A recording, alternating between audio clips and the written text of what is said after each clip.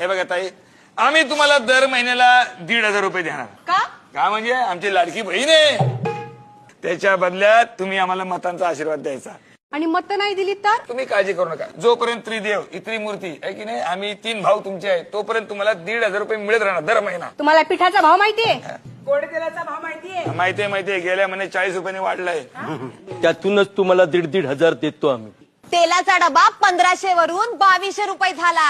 आणि 2200चं खत 3300 रुपये झाले. मोबाईल रिचार्ज 199 वरून 302 रुपये झाला. 100 रुपयाचा स्टॅम्प 500 रुपयाचा झाला. कळलं का लाडक्या बहिणींनो? तुमच्याच मालकाचा खिस्सा कापून तुमच्या भावाने तुम्हाला 1,500 रुपये दिलेत. मग काय करणार? या माणसाने लोकांना निधी देऊन देऊन तिजोरीचा खडखडा करून टाकले सगळा.